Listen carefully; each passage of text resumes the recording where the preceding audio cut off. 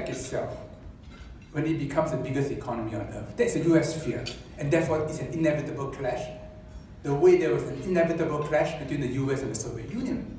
Because both claim the total human being, his values, his philosophy. But China is not like that. China is over 90% Han. This is not an accident.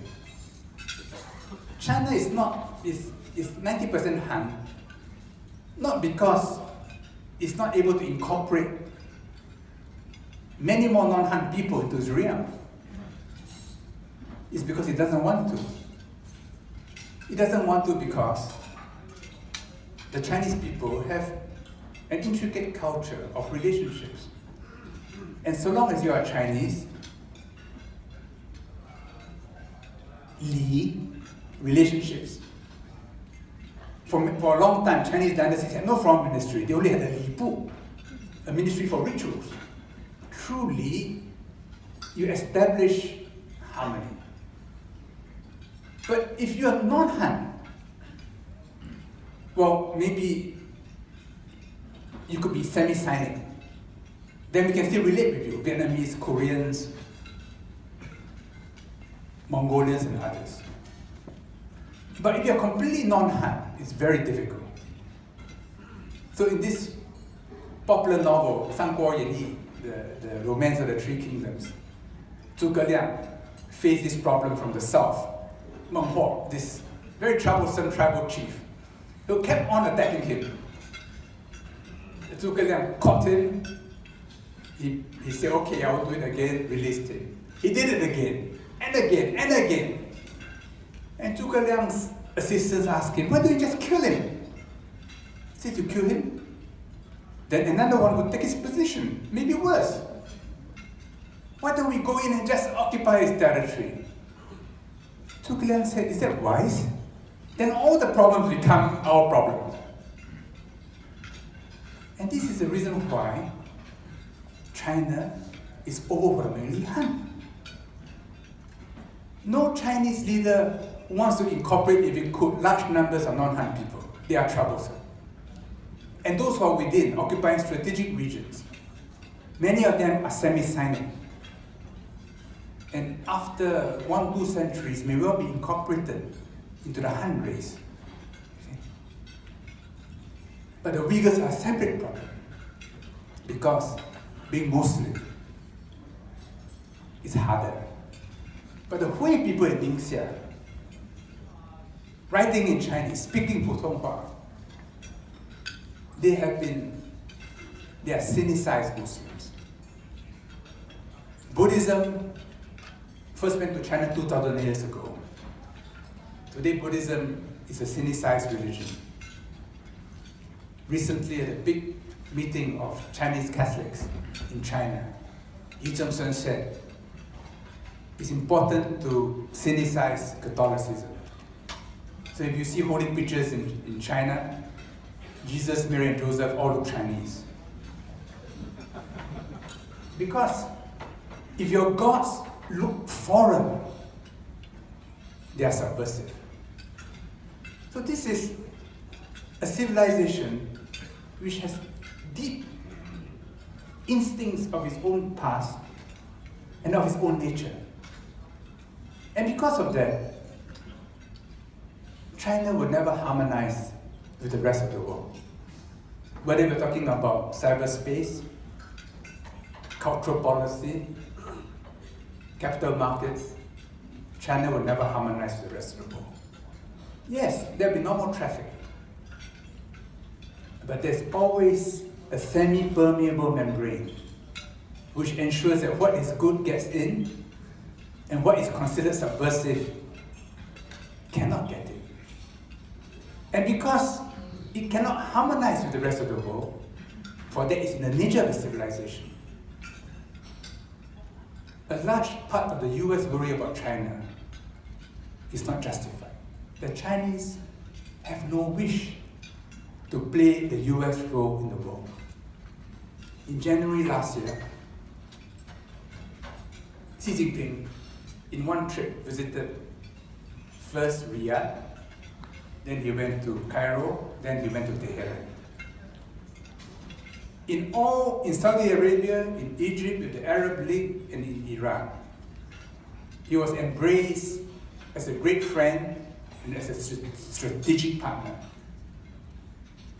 A few months later, Liu Yingtong, Chinese Vice Premier, visited Israel.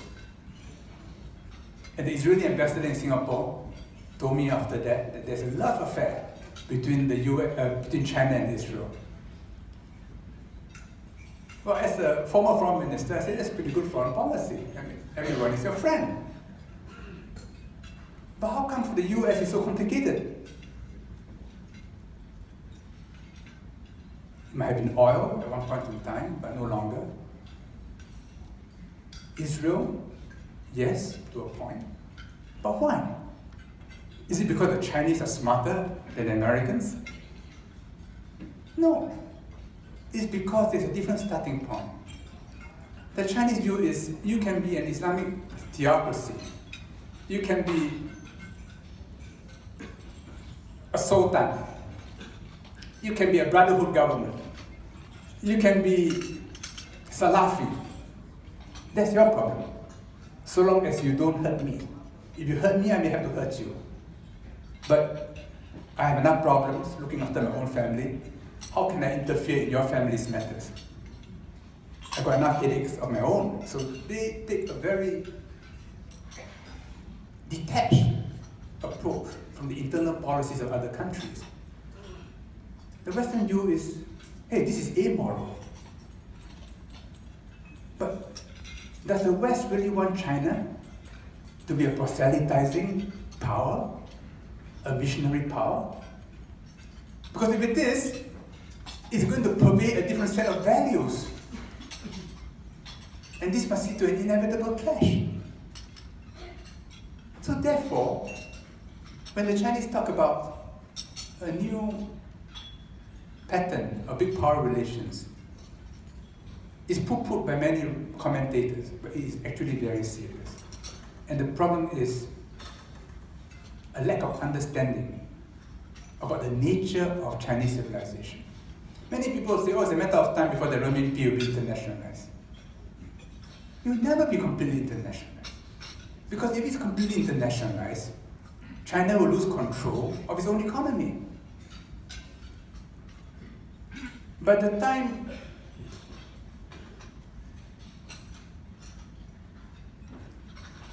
around 1860, after the Second Opium War, this was told to me by a Japanese friend. Any Japanese ship landing on the China coast will be inspected by a Guilo, by a Westerner. So by that time, China had lost control over its borders. China had lost control over its financial system. It was now partly in the hands of the big powers and only survived because the big powers themselves were in rivalry. I don't believe anyone governing China would ever allow this loss of control over its own financial system. Yes, in good times, because there will always be arbitrage opportunities. They harmonize. But like the tidal barrages which guard Venice, when there's a storm, they all come out, separating the inland ocean from the ocean outside. Now, during that period, smart bankers will find many arbitrage opportunities. And if you make too much money, they go after you and skewer you to teach you a lesson. But if you operate on this low level, making money here and there, they will leave you alone. And when that happens, Hong Kong will be outside, Shanghai will be inside. And that's why one country, two systems is a gift to Hong Kong.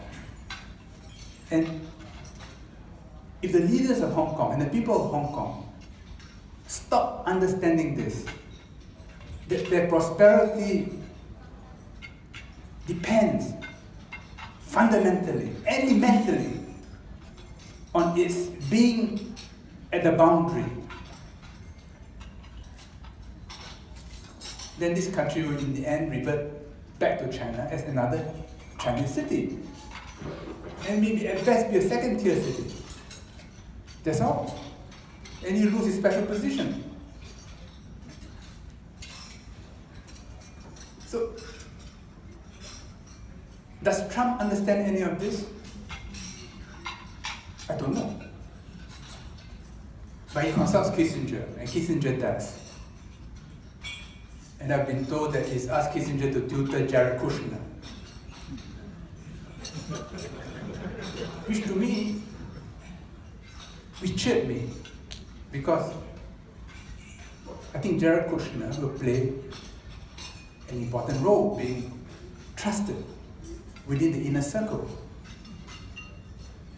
And if on important issues, he has regard for Kissinger's views, then the risk will be managed. We don't know. He made remarks about Taiwan which scared many of us, so they've come down. On the South China Sea, with Duterte taking a completely different position from Hanoi, and with a new leadership in Vietnam being much less anti-China than the previous one, I don't see the South China Sea being a hotbed. I think the problem will be in North Korea. Last year, North Korea had a good year. A series of successful rocket launches and nuclear tests. In this fifth and last nuclear test, it miniaturized a nuclear weapon. It's probably thermonuclear, but people are not sure.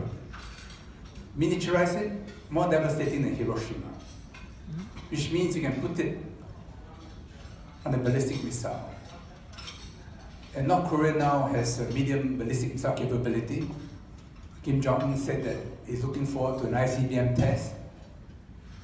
It's got a submarine launch capability, but that is still some way away.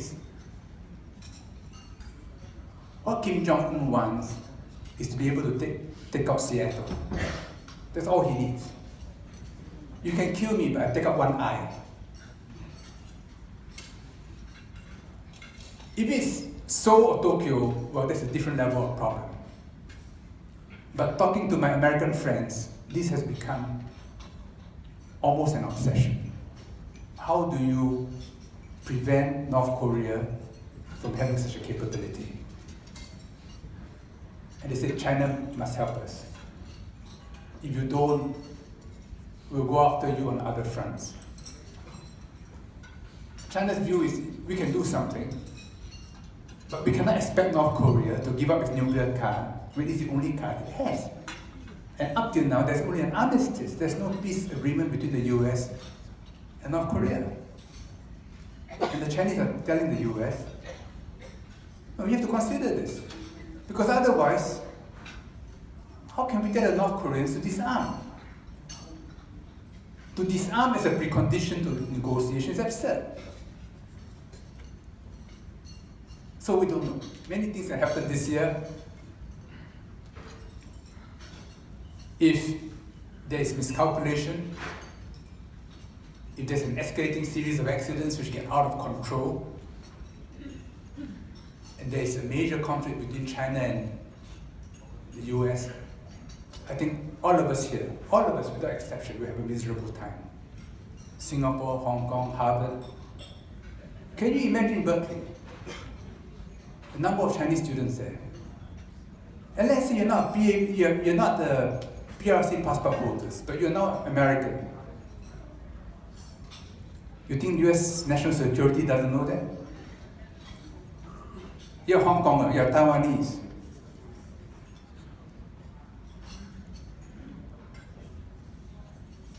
The injury this will cause on both sides of the Pacific, almost beyond imagination. And therefore, a huge incentive for all of us, in small ways and big. We don't have to be a Jack Ma, but in whatever ways we can, to build little bridges, to promote understanding, because the stakes are very big. Thank you.